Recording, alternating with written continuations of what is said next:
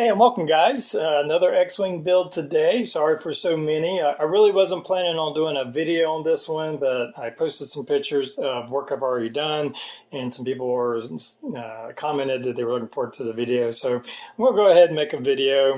If you don't want to watch it, don't watch it. So this is the AMT. This is the X-Wing Fighter flight display, the one that has the round acrylic piece that comes in, and the X-Wing kind of fits in there. I actually built one of these years ago and did the whole acrylic thing. It doesn't fit real well, and it's hard to get it in there. I'm not going to be doing the acrylic thing. I basically just bought it for the actual X-Wing. I believe it's 143 scale or something to that effect is the actual size of the X-Wing.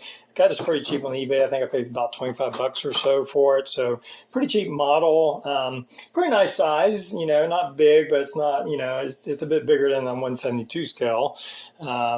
Detail is what it is, but I think this is the actual one that they based off the one that they used in Empire Strikes Back, that they actually did a filming version using this model kit. So from here, my plans are, I did a lot of red 5, so this time I'm going to change it up. I'm going to try doing a red 2, which I believe is Wedge's X-Wing. Correct me if I'm wrong, put that in the comments, but I think it's Wedge's X-Wing, red 2. And so just researching some paints. It's quite a bit different than red 5, so it'll be a nice change as far as paint schemes go. So, and I am going to modify this here and there. I'm going to do engine lights. I'm not going to do cockpit lights, but I have done something for the cockpit, and I'll go ahead and show you that. It's a pretty basic model kit. It comes with this big acrylic dish that you could use for something else. This holds that in there. Again, you always put that in your parts box. Now, the trademark on this was 1995, but you actually have some markings on the wings. Ertl, let's see if I can get that in focus. It says 1989 Ertl, which is actually on the wing. I think that gets covered up by one of these panels. No, something like that. One of these panels fits there, so we may have to do that, or I may just leave it. And we'll see what goes from there. So I am lighting this, and I've already did a lot of work on the engines here. I've already assembled 2 halves, and I have replaced the original engine shroud, I guess, or nozzle. This is the kit piece. It's kind of a 2-piece, has this little star kind of thing drops in there to give you a little bit of detail, and I guess it's not too bad, but I'm going to be lighting mine. So I did find some engine nozzles on Thingiverse. I think they were meant for a studio scale, 1/24 scale. So basically I just took a micrometer and measured the kit part and scaled these down to that size and printed out a bunch of them. As you see here. Now, there was some trimming on this particular kit. These nozzles are actually meant to fit over, whereas these actually are meant to fit inside. So I had to kind of cut away the part that this part fits over, hollow it out, thin it out a little bit, and then I was able to actually fit that inside. And there's actually a clear piece of styrene plastic that I've sanded to diffuse light. There's a pink 3mm LED that's in there, and so all the engines have been now put together. I don't think I haven't glued those in yet. They're just kind of pressure fit in there. You can see where I had to kind of sand there and everything, and you can see my little LED kind of centered up in the middle of the engine there. And then will give us a nice kind of that more of a purplish color to it. So that's what's going on with the engines. We'll have lit engines. And for the cockpit section, this kit actually does not include a pilot. So, but you get this as the cockpit section. You get the upper part of the fuselage right here. I think it's pretty standard.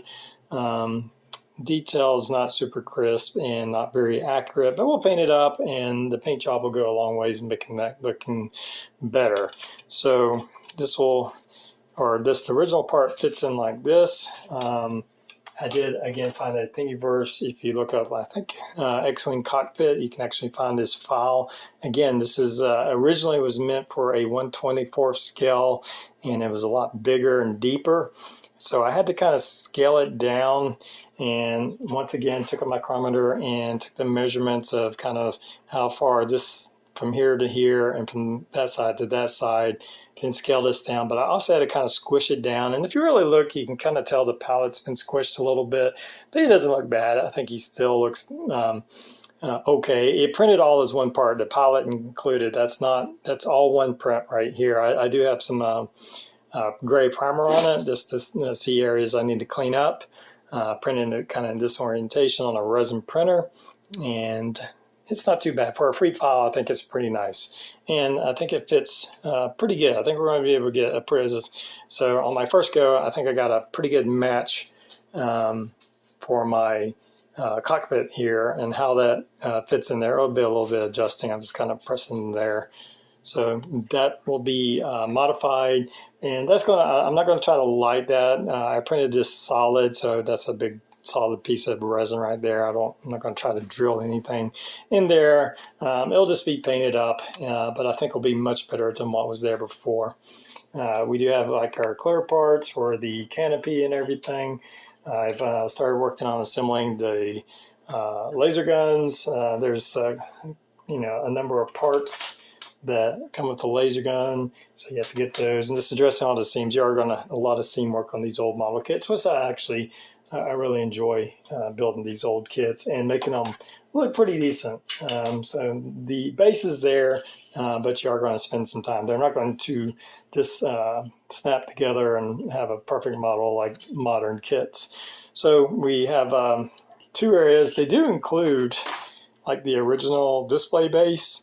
Then again, we're not going to be using. So I'll have to fill these up. I'll probably have a mounting some kind of mounting tube coming up through here. That's typically where I put my mounting tube on X-Wings, because you usually have kind of this cavity in here where you have some space to start running your wires and all that. So that will still have to work on that.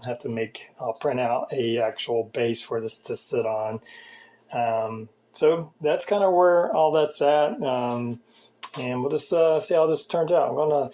It's not going to be a detailed model. It's all pretty much straightforward. I've shown you what I've done. It's just a matter of getting together. But I'll come back in a minute, and we'll look where I'm at. The progress so far, I've connected the supporting rod to the bottom fuselage using some baking soda and super glue to make a nice secure grip that's on there really strong. It's not going anywhere. I've printed this out. This is a display base that I designed on Tinkercad and printed it out on a Bamboo A1 printer using PLA filament, if you want to know that part of it. Only took a few hours, I think, maybe 3 or so.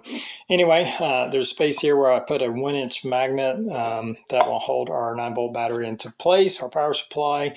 And I do have another part I print out that holds this battery kind of in that space so it doesn't twist or anything. I also have a space for our on and off switch, and I make this wider so I can put little felt pads so it doesn't scratch any surface on there. So that's printed out. We have our display base for the bottom fuselage of the ship. I now have the top of the fuselage or the cockpit and the pilot painted up. I have it resembling, I would say it's 100% accurate by any means, but resembling Wedge Antilles and Red 2, which is the paint scheme. There's no lights in there. Keeping it simple, just kind of painted up.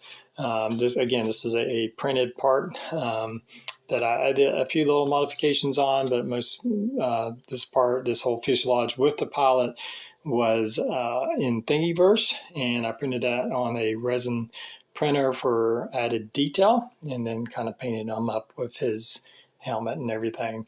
And of course the canopy glass is already glued in. You can see where I have this hot glued into position. I still have to add our R2 unit.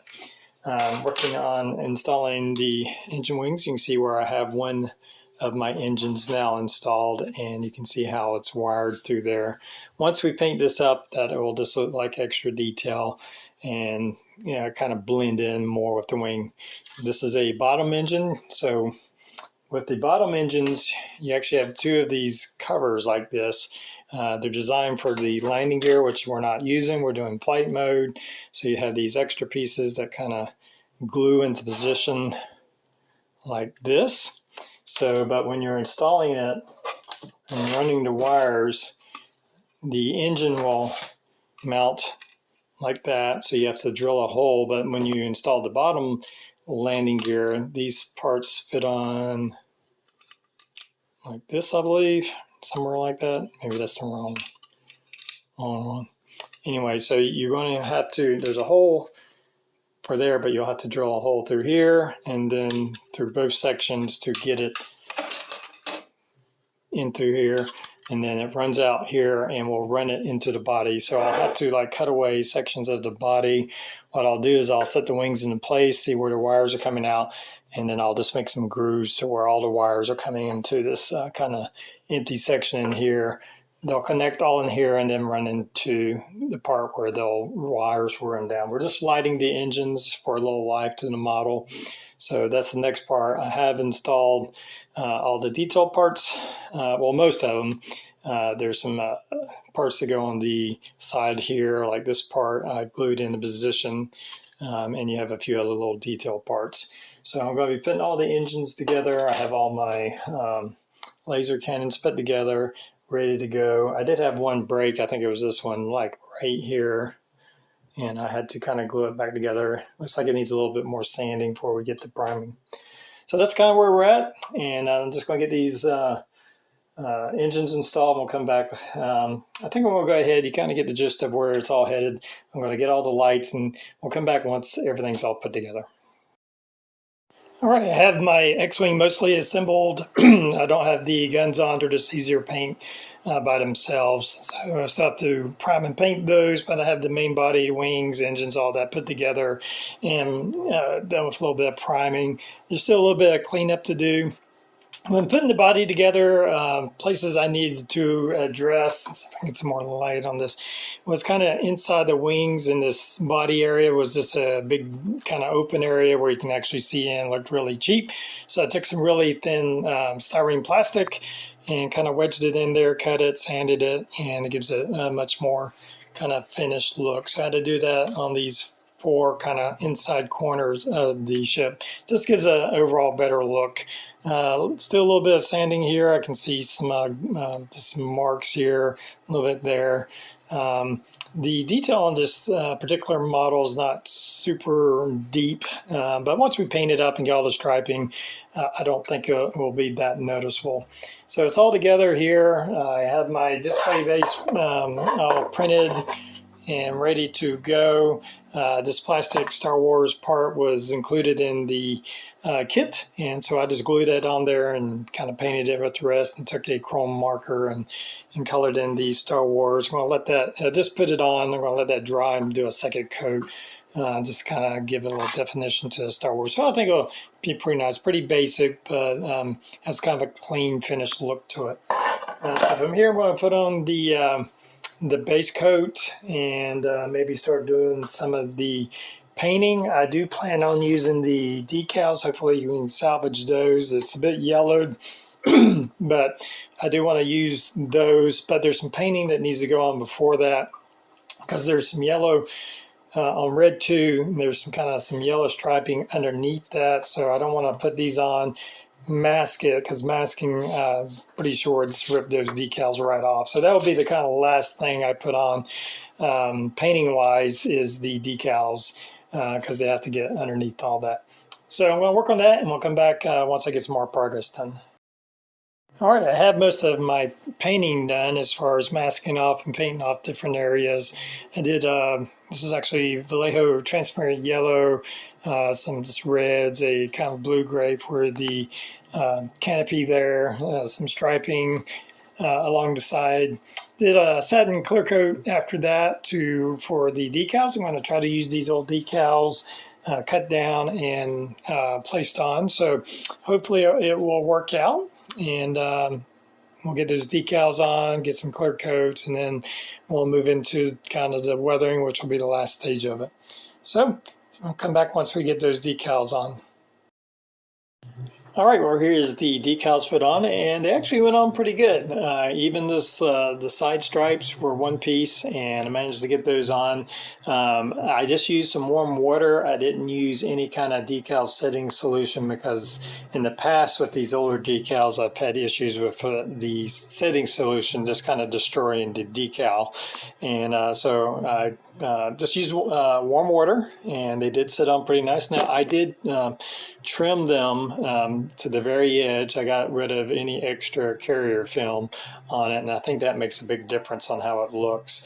As far as the paint job and the paint style of Red 2, I can't say it's my favorite. I think my yellows are maybe a little too bright, but it kind of is what it is this time.